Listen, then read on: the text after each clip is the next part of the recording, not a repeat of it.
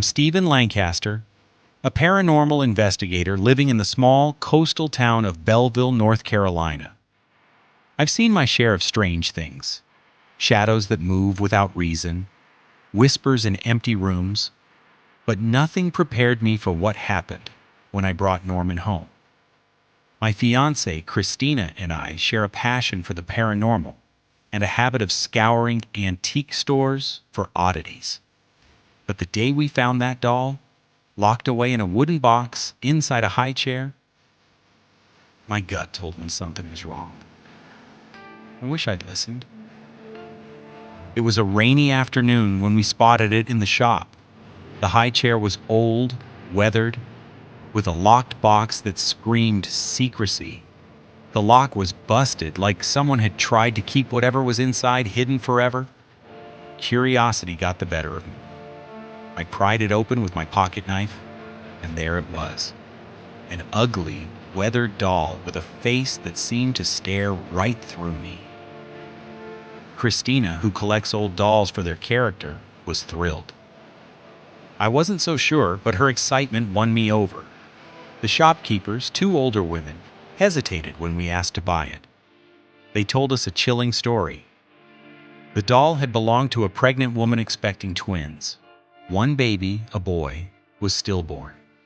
The mother, consumed by grief, believed his spirit lived on in the doll. Years later, she died in a tragic house fire, and the surviving twin, a girl, brought the doll to the shop, as if to let it go. Sadness follows this doll, they warned. But we bought it anyway, named it Norman, and brought it home.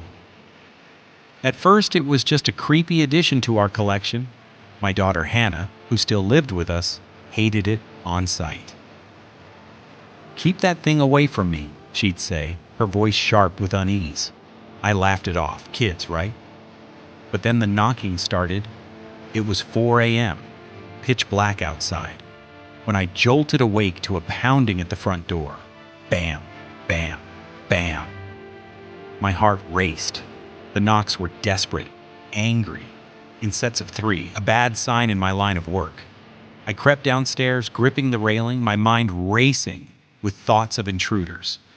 But when I flung the door open, there was nothing. Just darkness stretching out into the night. No one. I tried to convince myself it was a prank, but deep down, I knew better. Things got worse. One morning, Hannah screamed from the bathroom, her voice trembling with terror. "Someone was in here while I was showering," she cried. She swore she saw a figure in the steam watching her. We searched the house top to bottom. Nothing.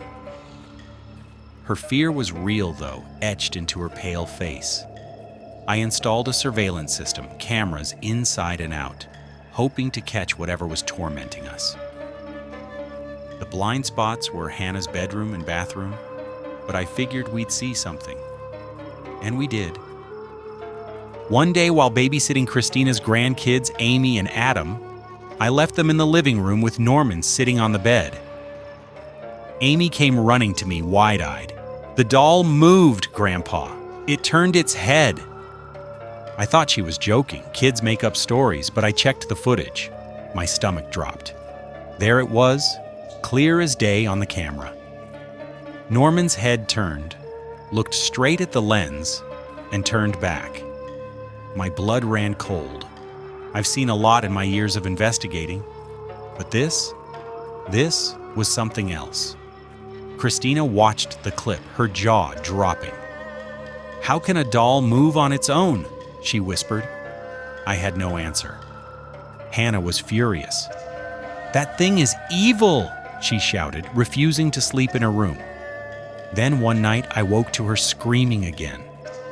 "Something was in my bed," she sobbed. "It sat on the edge, crawling toward me."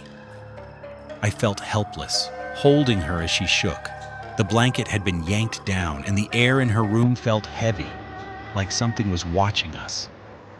I knew it was Norman.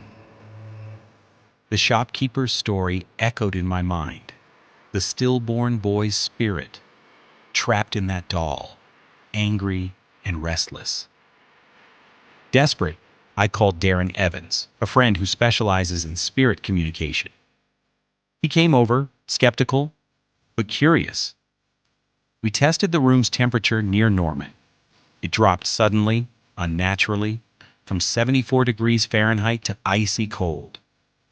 Then we used a ghost box, a device that lets spirits speak through radio static.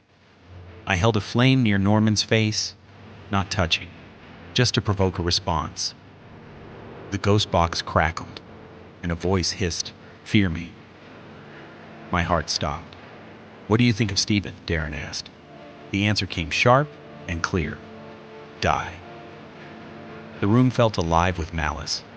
We heard a door creak open in the empty hallway, caught on camera, and footsteps where no one stood. Norman wasn't just haunted, he was dangerous. I couldn't keep him in the house anymore. Hannah was staying with her brother, too scared to come home. I found a woman online who collected haunted dolls and shipped Norman to her. For a few days, the house felt lighter, like we could breathe again.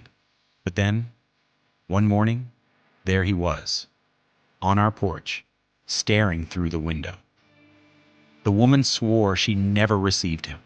The post office had no record of the package being returned. My hands shook as I yelled, "Leave us alone!" My chest tightened, like something was squeezing my heart. Christina grabbed me, terrified I was having a heart attack. I knew it was Norman, trying to get rid of me. Then Hurricane Matthew hit, a Category 5 storm that knocked out our power. Storms like that can fuel paranormal activity, and I felt it. The air was electric, heavy with dread. In the dark, I heard whispers upstairs, right near Norman's spot.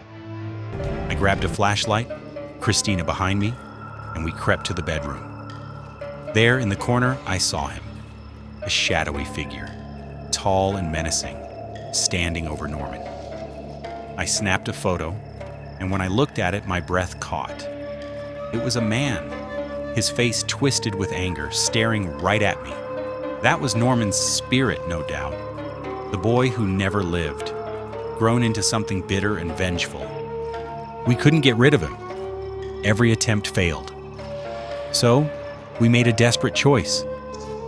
We gave Norman his own room. I hoped it would calm him, give him the peace he never had. We set up a rocking chair, some toys, like he was part of the family. And it worked. Sort of. The tan shoving stopped.